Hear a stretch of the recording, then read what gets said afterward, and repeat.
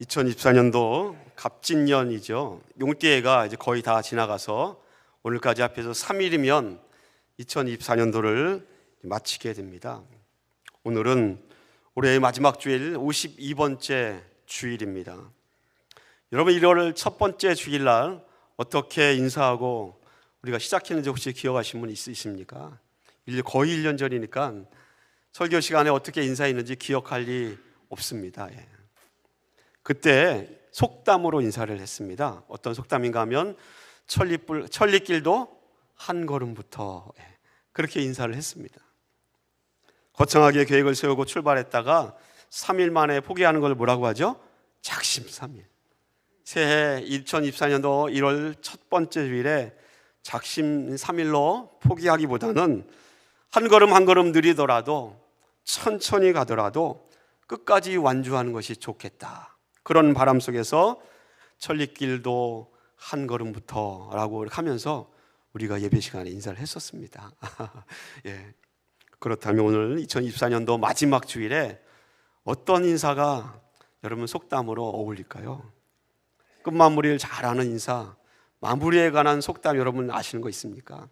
제가 찾아보니까 이런 속담이 있더라고요. 바로 마지막 고개를 넘기기가 가장 힘들다라는 속담입니다. 마지막 고개를 넘기기가 가장 힘들다. 어떤 일인지 끝을 잘 마무리하기가 가장 힘들다라는 비유의 속담입니다. 그렇다면 오늘 한 1년 동안 병들도 있었고 힘든 데도 있었고 좋은 일도 있었고 감사한 일도 있었지만 서로가 서로에게 한번 이렇게 격려했으면 좋겠습니다. 끝마무리를 잘합시다. 이렇게 마무리를 잘합시다. 우리 서로 옆 사람과 인사하기를 원합니다. 마무리를 잘합시다. 마무리를 잘합시다. 마무리를 잘해야 합니다. 마무리하니까 생각나는 보드게임이 하나 있습니다. 사실은 이 게임은 중국이나 한국이나 일본에서 제일 많이 하는 게임입니다. 요즘은 많이 안 하는 것 같지만 그래도 여전히 많은 사람들이 하고 있습니다. 그럼 올해의 주제 충만이라는 말, 또 채운다라는 말은 어떤 지경을, 어떤 영역을 하나 둘 갖다가 채워 넣는 것을 뜻합니다. 이 게임 중에서 내 땅을 많이 차지해야 이기는 게임이 있습니다. 그런 보드 게임, 그게 바로 바둑입니다. 여러분 혹시 바둑을 두어보신 적 있습니까? 남자분들은 아마 보시거나 두셨던 분들도 많이 있으리라 생각됩니다. 근데 여자분들 중에서 바둑을 한번 두어본 적 있다 하시는 분 한번 손 들어 보십시오. 두 분, 세 분밖에 안 계세요. 야, 일부 예배 때 한 분도 안 계셨습니다. 여자분들 중에 바둑 두실 수 있는 분들이, 야, 대단하십니다. 여러분, 이 바둑이라는 것은 가로에 19개의 줄이 있고 세로에 19개의 줄이 있습니다. 그럼 총 선과 선이 만나서 361개의 점이 만들어집니다. 기본적으로 바둑돌은 흑돌이 181개여야 되고요, 백돌이 180개이어야 됩니다. 이렇게 해서 더 많은 땅을 차지하는 사람이 이기는 보드 게임입니다. 한국에 이세돌이라는 사람 있지 않습니까? 그 사람이 몇 년 전에 인공지능 알파고하고 바둑 경기를 했었던 적이 있습니다. 그것 때문에 바둑을 몰랐던 세계의 많은 사람들이 바둑이라는 것에 대해서 많이 알게 된 계기도 있었습니다. 바둑 그림 한 장을 여러분께 보여드립니다. 아까 보았던 그림입니다. 처음 바둑을 둘 때 이렇게 놓는다고 합니다. 이렇게 하는 것을 바둑 두는 분들이 포석이라고 합니다. 초반의 포석입니다. 그냥 아무 데나 막 두는 것이 아니라 내 땅, 내가 집을 짓기를 원하는 것에 머릿속에 생각한 다음에 이렇게 초반 포석을 둡니다. 초반에 주로 이런 식으로 바둑돌을 놓으면서 내가 어디에 땅을 어떻게 세워야겠다 하고 머릿속으로 구상하면서 바둑을 이어갑니다. 근데 바둑을 잘 두는 프로 기사들이 바둑을 두는 데 있어서 가장 중요한 것은 초반 포석도 중요하지만 더 중요한 것이 마무리 끝내기라고 합니다. 다시 말하면 땅에 기초를 세웠으면 그 기초를 하나하나 쌓아가면서 내 지경을 넓혀가고 그 안에 자기의 힘으로, 자기의 영역으로 거기를 구축해 나가야 합니다. 그래서 마무리가 중요합니다. 끝까지 한 돌 한 돌 계산해 나가면서 끝마무리를 잘 해야 바둑을 이길 수 있다고 합니다. 그래서 이 바둑의 결과인 끝내기까지 다 한 바둑판 그림을 한번 보여드립니다. 자, 끝까지 다 줬습니다. 그래서 흑집이 생기고 백집이 생겼습니다. 여러분, 흑이 이겼습니까? 백이 이겼습니까? 이렇게 카운트를 해보십시오. 점이 몇 개인지. 다 모아보니까 백집이 총 20집입니다. 그리고 흑집도 26집입니다. 그러면 모양새로 보면 어디가 이겼습니까? 흑집이 이겼습니다. 흑이 6집을 이긴 것입니다. 근데 바둑에는 원칙이 있습니다. 먼저 바둑을 돌을 두는 사람이 거기에 페널티가 적용됩니다. 먼저 두었기 때문에 6집 반에 페널티가 덤이라는 말로 적용이 됩니다. 그러면 다 개가를 하고 마무리를 한 다음에 흑집이 백집에게 6.5, 6집 반을 주어야 합니다. 그러면 계산이 어떻게 되죠? 흑집은 그대로 26집, 백집은 20에다 6집 반을 더하면 26.5가 됩니다. 그러면 어떻게 됩니까? 결과가 백이 0.5, 반집 이긴 겁니다.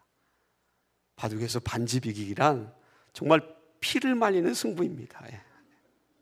와, 그럼 이 프로 기사들이 반집을 이기기 위해서 얼마나 심혈을 기울여서 마무리를 했겠습니까? 그래서 이 반집 승부에 대해서 프로 기사들은 이렇게 다 얘기합니다. 백을 가진 사람이 끝내기 위해서 이겼을 때에 당신이 마무리를 잘했습니다. 끝마무리를 잘했다라고 그렇게 이구동성으로 말하게 됩니다. 마무리를 잘한 거 참 중요합니다. 마지막 고개를 넘기기가 가장 힘든 것처럼 한 해를 돌아보면서 또 새해를 준비하면서 끝마무리를 어떻게 하는가가 중요하다라는 것입니다. 이제 3일밖에 남지 않았습니다. 올해가 3일. 지나왔던 1년을 돌아보면서 한 걸음 한 걸음 내가 1년 동안 어떻게 살아왔는가를 여러분 한번 돌이켜 보십시오.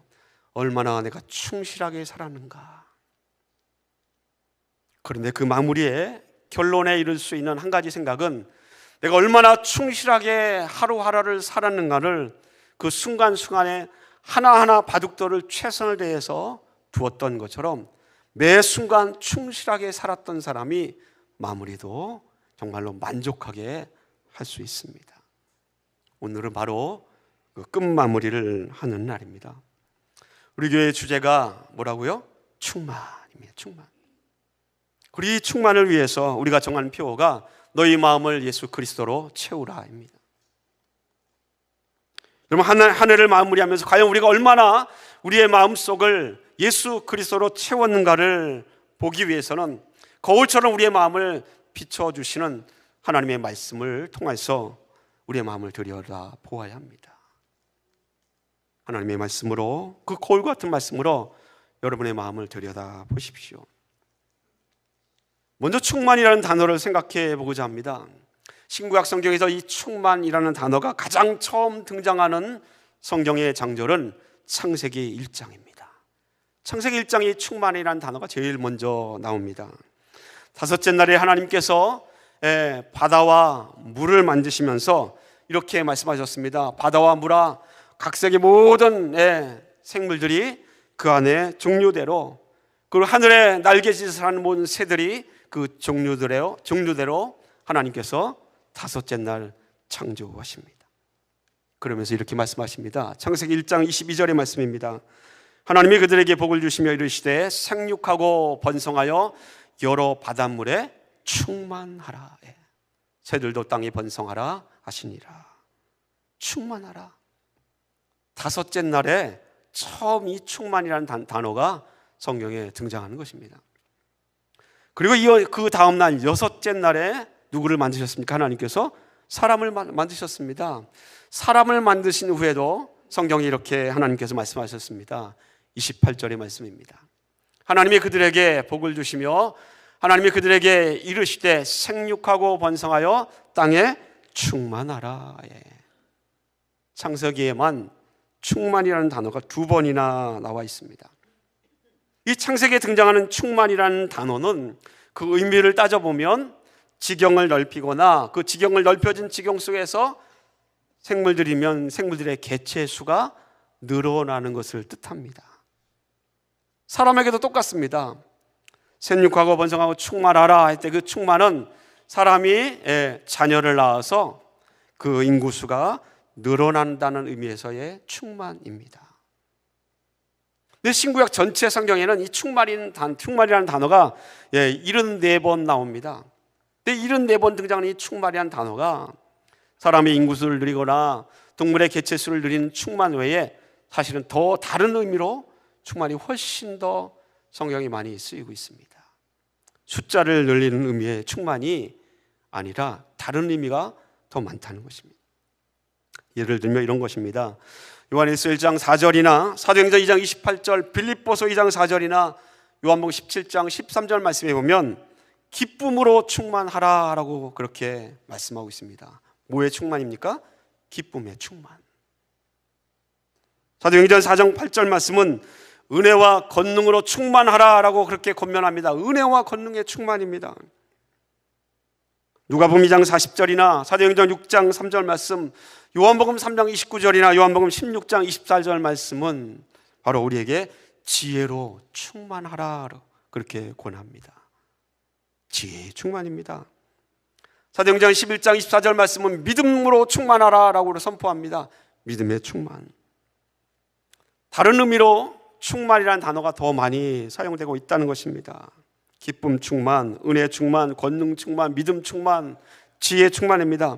하지만 신구약 성경에서 어떤 것으로 충만할까를 얘기할 때 가장 많이 사용됐던 충만 앞에 놓여 있는 그 재료는 성령의 충만입니다. 성령 충만.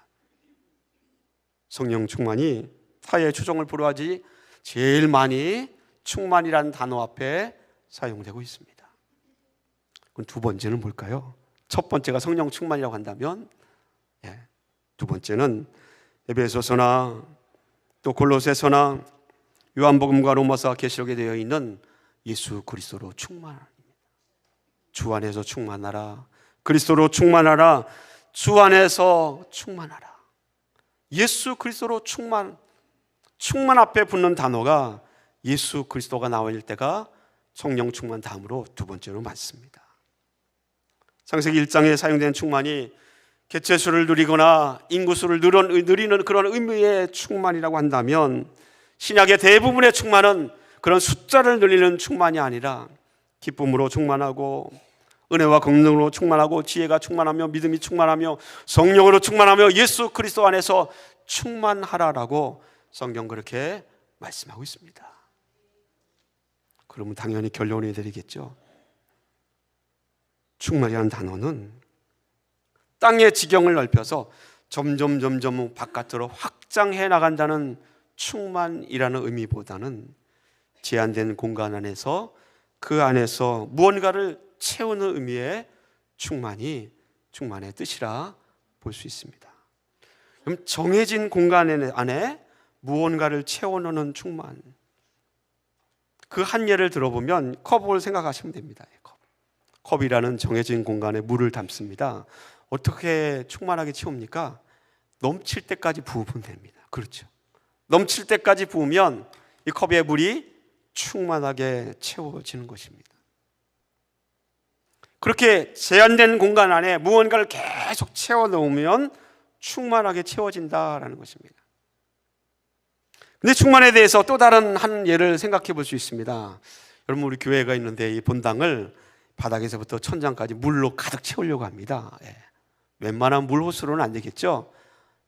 불이 나면 소방관들이 뛰어와서 소방 호스를 열고는 호스를 연결에는 불 나는 곳에 뿌리지 않습니까? 소방 호스에 연결된 호스를 제가 강대상까지 끌어왔습니다. 여기서 물을 팍 틉니다. 불 나는 곳을 끄는 이 소방 호스가 얼마나 압력이 센지 여러분 알잖아요. 그걸 뿌리면 그 앞에 있는 사람도 그 물의 압력, 수압 때문에 그냥 쓰러져 버립니다. 그렇게 강력한 압력이 불 끄는 데 사용하는 이 소방호스입니다. 소방호스를 제가 여기다 딱 틀어놓고 물을 뿌립니다. 얼마나 정도 뿌리면 우리 교회가 저 천장까지 물이 꽉 찰까요? 한번 여러분 계산해 보십시오. 얼마 정도 뿌리면 될까요? 예? 제가 뿌려보니까요. 제가 뿌려보지 않았지만 소방관들이 뿌려보니까 아무리 뿌려도 건물을 채우지 못하더라고요. 불나는 곳에 가서 물을 계속 뿌려야 되는데 어느 집도 그 엄청난 압력이 소방관이 두세 명이 달려서 두세 개의 호수가 달려서 물을 뿌려도 건물을 채우지 못합니다. 우리 교회도 마찬가지입니다. 불이 나지 않았어도 여기 들어와서 물을 뿌려도 안 채워집니다. 왜 그럴까요? 왜 그렇습니까? 맞아요. 성가대 확실히 똑똑하네요. 새는 곳이 많아서. 물을 뿌리면요 반도 안 찹니다. 1m도 안 찹니다. 저 문으로 다 흘러서 바깥으로 나갑니다. 불나는 곳은 새는 곳이 한두 곳이 아니지 않습니까? 깨진 창문으로 물이 결코 차지 않습니다. 그렇게 본다면 충만하게 채운다라는 것은 새는 곳이 없어야 충만하게 채울 수 있다라는 뜻이 됩니다. 성경에 나와 있는 충만은 넓은 개활지에다가 한도 끝도 없이 붓는 것이 성경의 충만이 아닙니다. 기쁨으로 충만하라라고 했을 때 그 기쁨으로 충만하기 위해서 내 안이 아니라 내 바깥에, 내 아웃핏에, 내 얼굴에 기쁨으로 채우려고 아무리 노력해봤자 채워지지 않습니다. 자칫 잘못하면 기쁨으로 내 얼굴을 채우기 위해서 다른 사람들 앞에 내 속은 기뻐하지 않으면서 내 겉모습만 기뻐하는 척 할 수 있다는 것입니다. 충만은 제한된 공간 안에서 그 영역 안에서요 무언가를 채워 넣는 것이 성경이 말하고 있는 충만입니다. 한도 끝도 없이 물을 부어 넣는 것이 넣어서 채우려고 하냐면 새는 곳이 없어야 되기 때문에 그렇습니다. 그러면 여러분 성경은 충만하게 채울 수 있는 공간을 좁히고 좁힙니다. 충만이라는 이 단어가 그대로 우리의 삶 속에 이루어지기 위해서 여러분의 삶을 좁히고 좁힙니다. 빈틈없이 채우기 위해서. 그래서 최종적으로 좁힌 공간이 있습니다. 그게 어딜까요? 그게 바로 여러분 자신입니다. 여러분 자신. 기쁨 충만, 은혜와 권능의 충만, 지혜 충만, 믿음 충만, 성령 충만, 그리스도로 충만함이 이루어진 공간이 밖이 아니라 바로 내 안 여러분 자신이어야 합니다. 믿습니까? 내 밖은 채울 수가 없습니다. 자칫하면 새는 곳이 쪼개진 것, 갈라진 것이 너무 많이 생기는 것이 내 바깥입니다. 그러나 내 안을 단돌이 하고 내 안을 온전하게 하면 예수 그리스도로 채울 수 있습니다. 사랑하는 성도 여러분, 2024년도 너희 마음을 예수 그리스도로 채우라라는 이 표 가운데 충만이라는 주제로 우리가 열심히 달려왔습니다. 여러분께 다시 한번 진솔하게 묻습니다. 올해 2024년도에 여러분의 마음을 예수 그리스도로 충만하게 채우셨습니까? 이 질문이 오늘 마지막 주일 예배에 여러분 마음속에 담아가야 할 질문이 되기를 간절히 소원합니다. 우리가 첫 번째 생각할 수 있는 것은 예수 그리스도로 채운다는 이 첫 번째는 바로 예수님을 닮는다는 것입니다. 하나님 우리를 창조하셨습니다. 창세기 1장에 우리가 하나님의 형상을 닮았다라고 했습니다. 마찬가지로 우리는 신약시대의 개념으로 보면 우리가 예수 그리스도 안에서 그리스도께서 십자가에 흘리신 피로 말미암아 구원이라는 은혜와 이 엄청난 선물을 통해서 우리가 그리스도 안에서 다시 태어난 사람이 되었습니다. 믿습니까? 그렇다고 한다면 여러분 예수님 안에서 다시 태어났다는 그것 때문에 우리가 영어로 뭐라고 합니까? born again 됐다. 예수님 안에서 태어났다라고 말하지 않습니까? 거듭났다고 말합니다. 예수 안에서 우리가 중생했다고 말합니다. 다시 태어났다고 말합니다. 예수 안에서 다시 태어났다면 누구를 닮아야 합니까? 예수님을 닮아야 합니다. 예수 그리스도로 채운다라는 것은 예수님을 닮아야 하는 것을 뜻하고 있습니다. 두 번째로 우리가 예수 그리스도로 충만하게 채운다는 것은 본문 갈라디아 2장 20절에 보니까 내가 죽어서 비워진 그 공간을 살아계신 예수로 채우는 것을 뜻하고 있습니다. 지난 1월 첫 번째 주일에 여러분과 함께 나눴던 그 주제가 바로 이 두 번째였습니다. 예수 그리스도를 충만하게 채운다라는 것은요, 내가 죽어버리고 이 죽어버린 이 공간을 예수 그리스도께서 채우는 것이 충만이라고 말씀드렸습니다. 사랑하는 성도 여러분, 내가 죽어서 나라는 자아가 사라져버렸을 때에 그리스도께서 내 안에 나타날 수 있습니다. 믿습니까?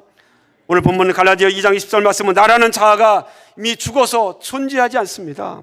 내가 존재한다고 생각하고 그렇게 생각하는 것이 바울의 고백이 아니었습니다. 나는 죽어서, 내 자아는 죽었다라고 고백합니다.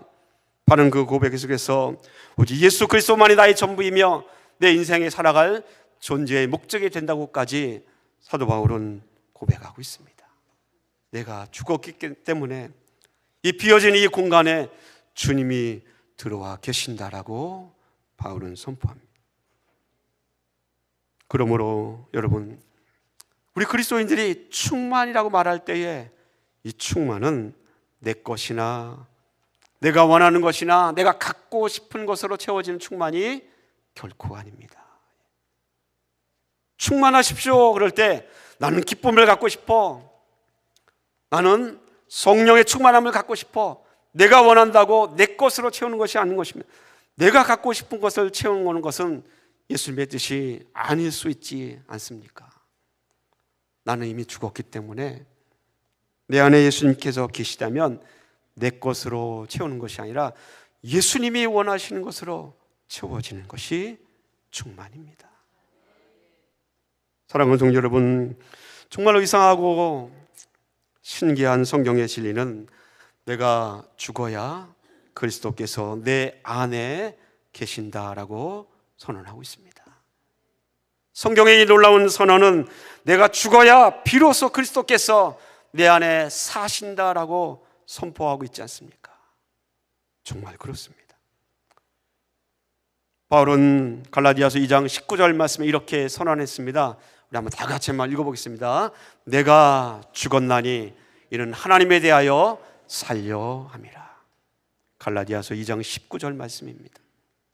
이 말씀 뒤에 나오는 말씀이 우리가 함께 읽었던 갈라디아서 2장 20절입니다. 우리 한번 다시 한번 다 같이 읽겠습니다.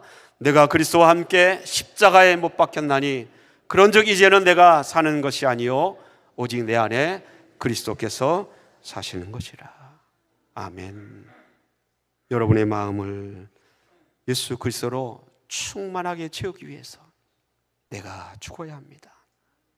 그래야 거기에 빈 공간이 생기고요, 예수님께서 그 안에 들어와 계시며 예수 그리스도로 채워질 수 있습니다.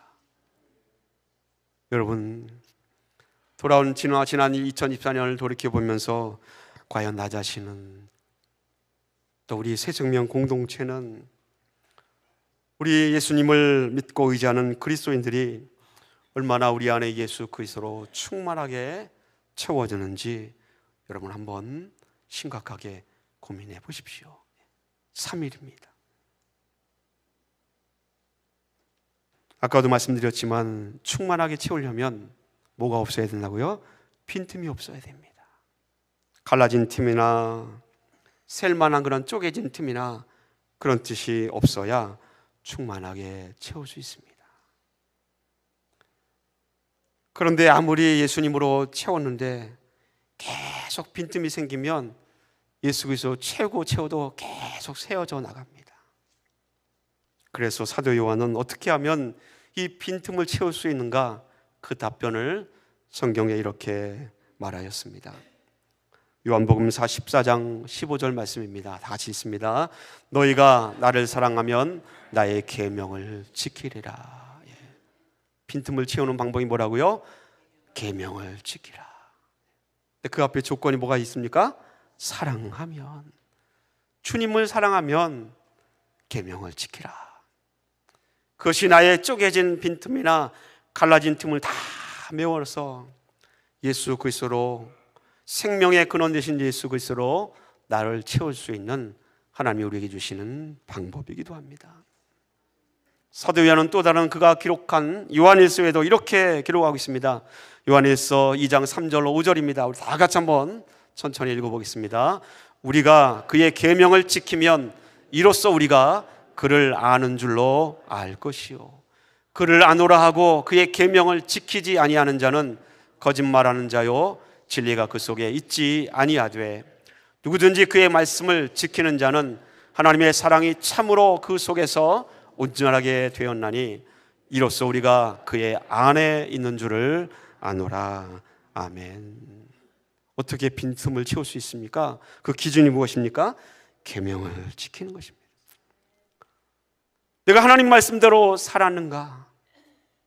말씀대로 살면 쪼개진 틈, 갈라진 틈, 빈틈들을 막을 수 있습니다.